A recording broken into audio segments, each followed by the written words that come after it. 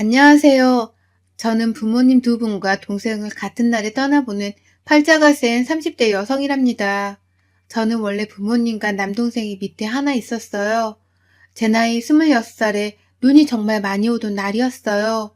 저는 일 때문에 함께 하지 못했는데 가족 행사가 있어서 할머니네 집에 다녀오던 가족들이 걱정이 되긴 했지만 무슨 일 있겠어? 했던 것 같아요. 엄마 몇 시에 도착해 그럼? 길 많이 막혀? 아유, 말도 마라. 그냥 도로가 아주 주차장이다. 도착은 앞으로 2시간 남았는데 계속 시간이 늘어나고 있어서 모르겠어, 확실히. 엄마, 길 너무 미끄럽고 힘드니까 무리해서 오지 말고 아빠랑 수연이랑 근처 숙박업소 내가 잡아줄 테니까 하루 쉬고 내일 와. 뭘 그래, 돈 아깝게. 얼른 가볼게. 늦으면 저녁 먼저 먹고 있어, 수민아. 응, 알겠어. 조심히 와, 조심히. 3시간이 지나고 전화를 아빠, 엄마, 동생에게 돌려가면서 했지만 아무도 받지를 않길래 뭔가 불안하고 불길했어요. 그리고 뉴스 속보가 나왔죠. 우리 가족이 지나쳐야 하는 터널에서 대형 사고가 발생했다는.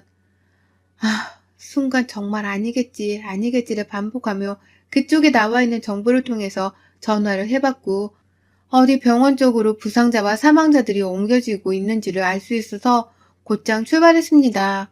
아니면 정말 다행이지만 만약 맞다면 제가 가는데 시간이 걸리기 때문에 그렇게 아니길 제발 아니길 바라면서 몇 군데의 병원을 돌던 중 저희 가족을 발견했어요. 엄마와 동생은 현장에서 사망을 한 상황이었고 아빠는 위급한 상황이었죠. 제발 살려달라고 울고불고 했지만 야속하게도 제 가족 전부를 한날 한시에 그렇게 모두 데려가 버렸습니다. 남편과는 이미 저때 연애 중이었고 제정신을 차리지 못하는 제 곁을 밤새 며칠이고 지켜줬어요.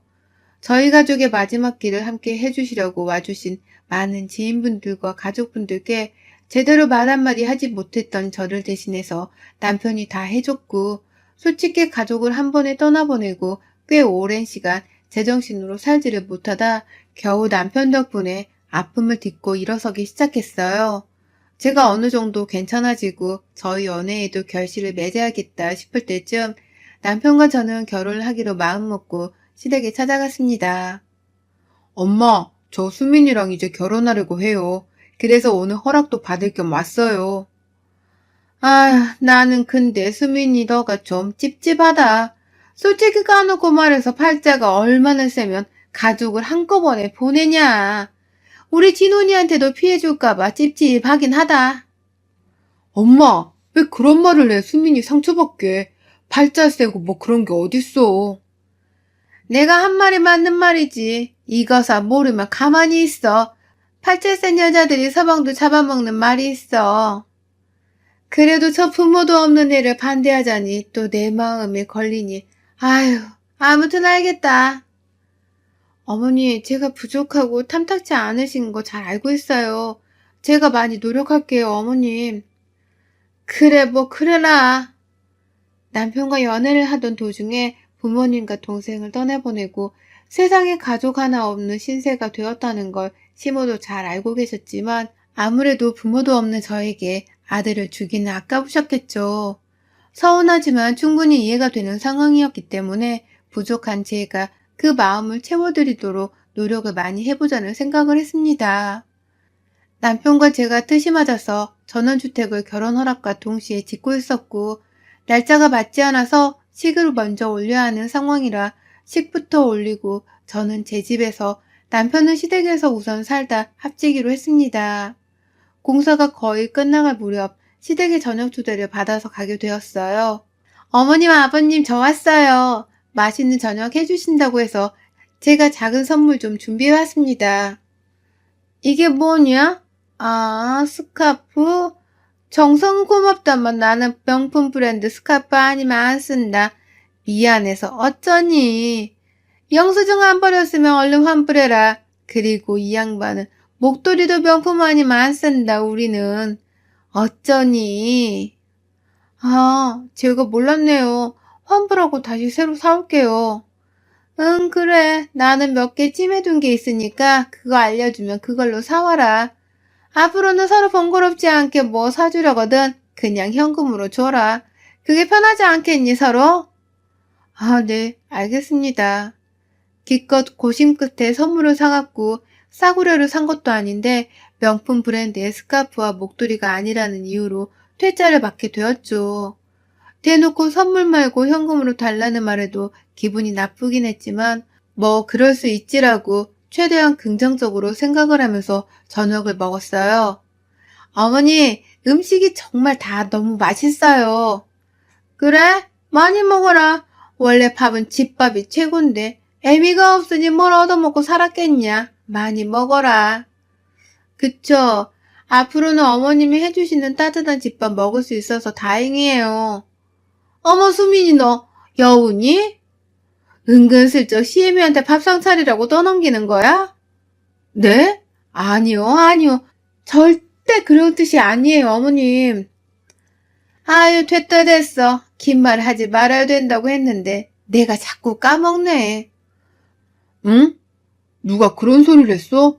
긴 말을 하지 말라니 뭔 말이야, 엄마? 에이, 이 옆에 내가 조용히 밥 좀 먹자, 밥 좀. 당신 혼자 알고 있으면 될 것을 동네방네 소문을 내라, 아주. 대체 누가 저랑 긴 말을 하지 말아야 한다고 했을까요? 뭔가 말실수를 하듯 시모는 당황스러워 보이기도 했지만 어쩔 거야 라는 당당한 태도를 보이길래 솔직히 궁금하긴 했습니다. 그런데 뭔가 다짐한 듯 시모가 입을 열더군요. 아니, 내가 용한국 가서 사주를 보고 왔는데 수민이 너 팔자가 센 거 맞더라. 남편도 잡아먹을 거라고. 안 그래도 이 부적을 어떻게 전해줄까 했는데 이거는 네 베개에 넣어두고 이거는 진원이가 쓰는 베개에 넣어두고 최대한 너랑 나랑은 부딪히지 않는 게 좋다고 하더라고. 서운해도 어쩔 수 없지 않겠냐? 내 아들을 잡아먹을 수도 있다는데 애미가 돼서 모른 채 하고 넘길 수는 없지. 어머니, 그렇게 말씀하시면 저 상처받아요. 한나라 씨에 그렇게 온 가족을 떠나보내고 아직도 떠올리기만 하면 너무 아픈데 그렇게 함부로 말씀하지 말아주세요. 제가 부모한테 벌어진 고아도 아니고 누구나 겪을 수 있는 사고였는데 반대로 진원 씨가 그런 일이 생겼는데 저희 엄마가 진원 씨한테 어머님처럼 대하면 어머님 편히 눈 감으실 수 있겠어요? 저희 부모님이 저 위에서 눈도 못 감으실까봐 너무 속상해요. 그냥 저만 욕하세요. 예, 어디서 불가락에 그런 소리를 해? 너랑 친언니가 같냐? 여기 부모가 두 눈 뜨고 멀쩡히 살아있는데 이게 어디서 까불어 까불기를. 저도 저희 부모님 귀한 자식이에요. 저한테 그렇게 함부로 말씀하지 마세요. 제가 부모님을 잃은 게 제 잘못도 아니고 가장 아픈 상처를 저렇게 아무렇지 않게 말하는 시모한테 정이 뚝 떨어지면서 제가 왜 바보같이 참고 아무 말도 못하고 있는 건가 싶더라고요. 아닌 건 아니라고 말을 하는 게 맞고 부모님이 안 계셔도 저 김수민은 김수민인 게 변함이 없지라고 생각을 하면서 더 강하게 말했죠. 그렇게 전쟁 갔던 저녁 식사가 끝나고 할 말이 있으니 앉아보라는 시모 말에 온 가족이 거실에 둘러앉았습니다. 진원아, 너네 집 이제 2주면 입주하는 거지? 응, 딱 14일 뒤에 입주하는 날이야. 그래, 내가 생각을 해봤는데 어차피 수민이 너는 집에서 일을 한다고 했는데 둘 다 맞벌이 하면서 집에 신경 쓸 시간도 없을 것 같고 너네 집 짓는 게 규모가 상당하더만. 그리고 부모가 근처에 있는 게 좋지. 그래서 말인데 1층은 우리가 쓰고 2, 3층은 너네가 써라. 수민이 어떠니? 네? 합격 말씀하시는 거예요? 아, 어머니, 그건 진원 씨랑 상의를 좀 더 해보고 말씀드릴게요. 응? 난 좋은데. 당신도 집에서 일하면서 집안일하고 이럴 시간도 없을 건데 엄마 계시면 엄마가 다 도와줄 거 아냐? 또 엄마 밥도 매일 먹을 수 있고 난 좋아. 그래, 내 말이 그 말이야. 부모님 일찍 여의고 너가 뭘 배운 게 있겠어. 사람이 밥은 늘 든든하게 먹고 다녀야 되는데 토달지 말고 그렇게 해. 우리도 그 날짜에 이사 준비할 거니까 알겠니? 이미 저 세 식구는 저 빼고 꿍짝꿍을 다 해둔 상황이라 제가 말한 들 의미가 없더라고요. 남편이랑 따로 얘기를 해봤지만 뭐 어떠냐는 식이고 대화가 도무지 통하질 않았고 그렇게 너무 불편한 합가를 하게 되었습니다. 저는 직업 특성상 집에서 일을 하지만 새벽까지 일하는 경우가 많아서 늦게 자고 늦게 일어나는 편이에요. 그런데 당연히 옛날 분이신 시부모님들은 이런 저를 이해하지 못하셨습니다. 제가 자고 있는 저희 침실 문을 노크도 없이 벌컥 열어버리시더니 일어나라고 저를 막 흔드셔서 진짜 깜짝 놀랐습니다. 침실에서 자는 거니까 너무 편하게 입고 있었는데 어떻게 며느리 아들 침실을 저렇게 들어오지 싶었습니다. 얘, 해가 중천에 떴다. 언제 일어나라고 이래? 나이가 몇인데 내가 들어와서 너를 깨워줘야겠니? 아유, 못 산다, 못 살아. 이래서 가정교육이 중요한데. 아니, 너는 지금 나시를 입고 자는 거야? 시부모 모시고 살면서? 아이고, 망측해라, 망측해. 어머니, 제가 말씀드렸잖아요. 저 5시에 잤고 지금 9시예요. 그리고 저희 방에 들어오실 때는 노크를 해주셔야죠. 여기는 저랑 진호 씨 공간인데 저 안 깨우셔도 괜찮아요. 처음에 합구할 때 말씀드렸잖아요. 저희가 처음 합가를 하는 대신에 제가 몇 가지 말씀을 드렸어요. 저는 일 특성상 밤낮이 바뀐 편이니 아침은 건너뛰고 점심도 같이 못 먹을 것 같다고 제가 알아서 차려 먹고 할 테니까 신경 안 쓰셔도 괜찮고 시부모님 아침 점심상도 못 차려드린다고 대신 저녁상은 늘 제가 차려서 대접을 해드리겠다고 이 부분을 터치하지 말아달라고 몇 번이고 강조해서 말씀을 드렸습니다. 거기다 2, 3층은 저희 공간, 그러니까 침실은 특히나 저희 공간이니 꼭 노크를 해주시라고 옷을 갈아입을 수도 있고 하니 꼭 해주시라고 말씀드렸고 청소도 저희는 저희가 알아서 빨래도 알아서 하겠다고 다 말씀을 드렸거든요. 두 집 살림이 합쳐지는 거라 1층에도 세탁기 건조기가 있고 저희 층에도 세탁기 건조기가 있어서 그냥 그렇게 알아서 하고 살다 식사를 하거나 할 때만 1층에 모이기로 얘기를 다 해둔 상황인데 단 한 번을 지키지 않으니 신부는 매일같이 잔소리를 하기 바빴습니다. 제가 아침에 자든 해 뜨고 자든 뭘 하든 8시에 일어나야 하는 거 아니냐.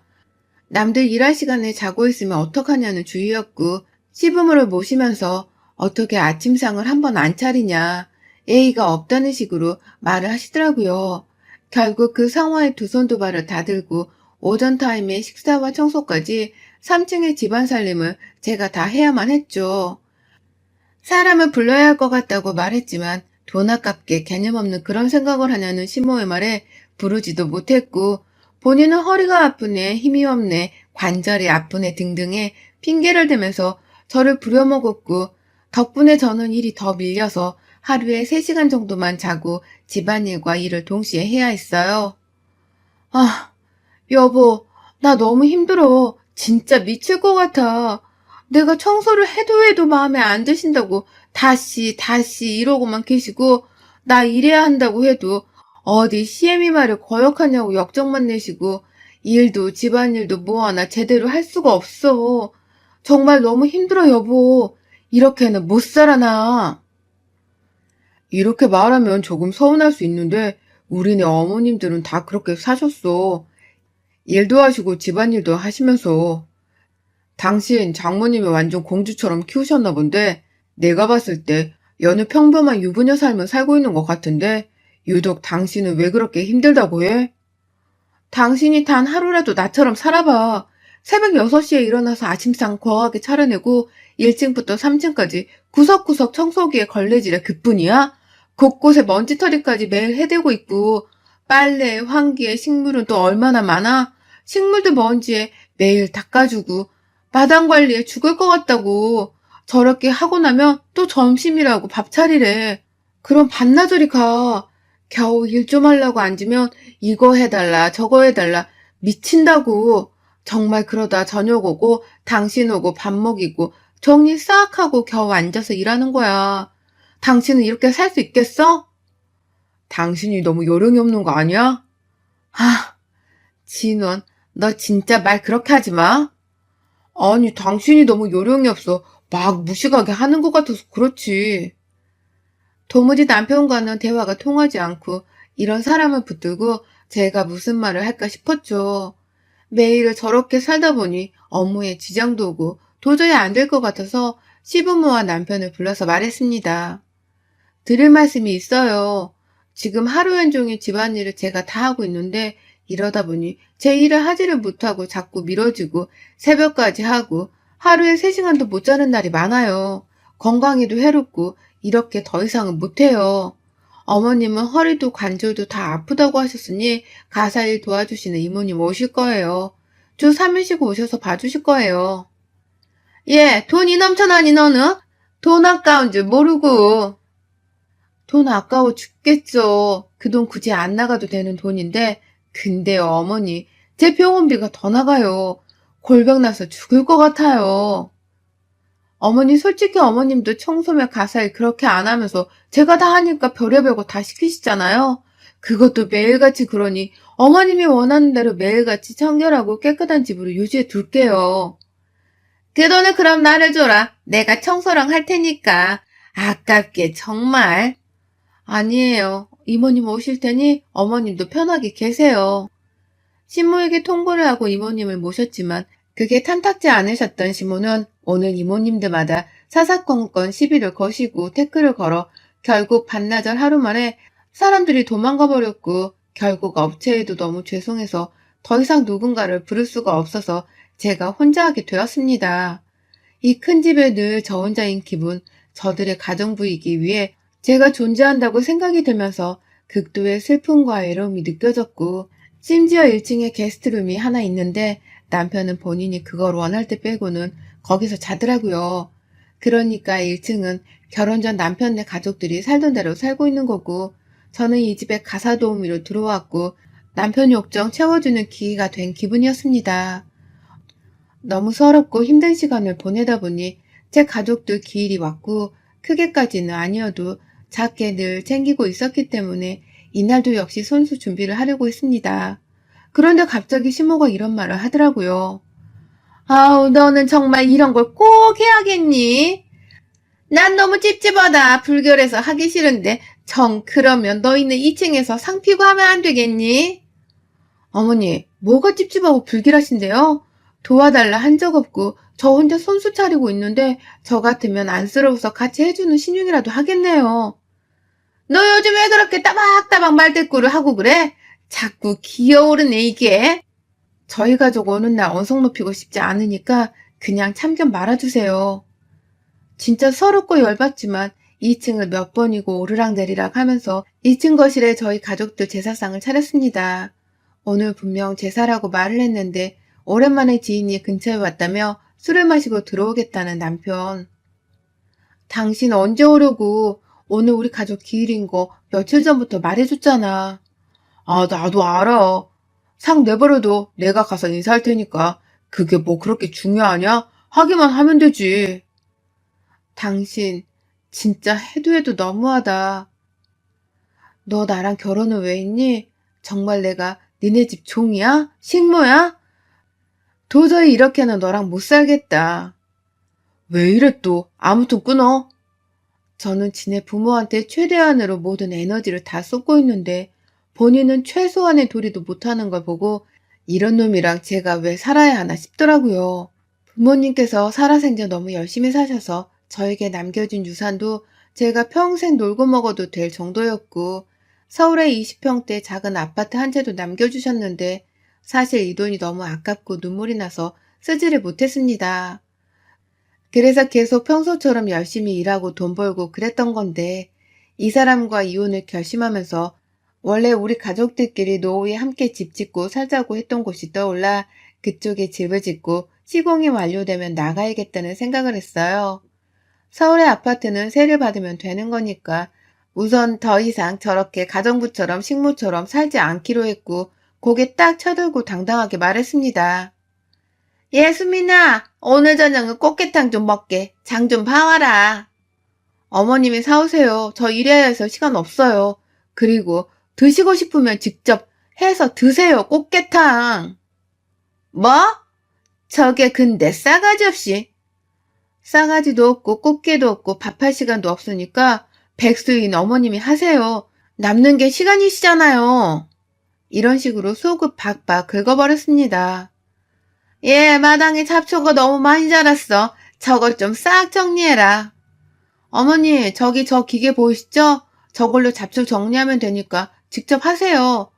보기 싫으면 하시죠. 전 바빠서 일해야 해요. 그러게 사람 쓴다고 할 때 가만히 좀 계시지. 복을 발로 차버리세요. 아무것도 하지 않았어요. 2층 올라오는 계단에 문을 하나 설치했습니다. 잠금이 되는 걸로 굳이 사비를 들여서 말이죠. 비밀번호로 열고 닫을 수 있었는데 남편에게도 굳이 알려주지 않았어요. 100% 본인 엄마한테 나불거릴 게 뻔했으니까요. 저렇게 공간 분리를 확실하게 하고 저는 11시에서 12시에 기상해서 씻고 밥 먹고 일하다 저녁을 먹고 그렇게 같이 사는 집이지만 늘 혼자서 밥 먹고 혼자 생활을 했습니다. 하루는 남편이 폭발해서 저에게 그러더군요. 넌 대체 뭐 하자는 거야? 언제까지 이럴 거야? 우리가 부부이긴 해? 부부가 한 침대에서 자고 그래야지. 뭐 하는 거야? 왜 나를 거부해? 나를? 짐승만 못한 새끼. 너는 지금 네 욕 좀 못 푸니까 나한테 이제 와서 화가 나니? 애초에 니네 부모 옆에 딱 붙어서 네 마누라 남몰라라 한 거 너였어. 그러니 날 원망하지 말고 지난날에 너를 원망해야지. 참. 그리고 도저히 당신이랑은 몸 스치는 것조차도 싫어서 아무것도 못하겠으니까 나한테 기대하지 마. 너 그거 이혼 사유야. 알지? 알고 하는 말이지? 이혼 사유는 이미 네가 만들어줬고 지독한 시집살이에 내가 두 손 두 발 다 들고 떠나려고 해. 이 집은 팔 거야. 우리 서류도 빠른 시일 내에 정리하도록 하자. 진호나, 너도 나도 이렇게 그만 살자. 이혼한다는 소식에 시모는 방방 뛰면서 부모도 없는 게 남편도 없이 어떻게 살려고 하냐고 난리를 치더라고요. 어머니, 제발 정신 좀 차리세요. 곱게 늙으시라고요. 다 늙어서 추태를 부리세요? 정말 보기 추하게 다시 예전의 삶으로 돌아가게 되셨는데 어떡해요? 친구분들한테 그 좋아하는 자랑지 못해서 굴러들어온 복덩이를 발로 힘껏 차서 내보내셨으니 앞으로 삶이 부디 무탈하시길 바랍니다. 남편과 이혼하는 동시에 재산 정리도 했고 지었던 전원주택은 제게 소유권이 있어서 사실 시댁과 남편은 빈몸으로 쫓겨나게 되었는데 문제는 이 집이랑 저랑 본인 아들 믿고 돈도 아주 흥청망청 써서 전셋집 하나를 구하지를 못하는 신세라 13평의 월세집 하나를 구해서 산다고 해요. 매일같이 네가 잘못했네 못했네 하면서 저 다시 데려오라고 붙잡으라고 남편에게 그러더라고요. 마지막에 제가 시댁 식구와 남편이 배 아프길 바래서 유상과 아파트의 정체를 밝혔었는데 정말 배 아파 죽으려고 하네요. 저는 저희 가족이 노후에는 꼭 함께 하자고 약속했던 지역의 그곳에 저희 엄마가 꿈꾸시던 집을 지었고 비록 가족들은 없지만 함께인 것처럼 그렇게 살고 있습니다. 여러분의 생각은 댓글로 남겨주세요. 오늘도 시청해주셔서 정말 감사합니다.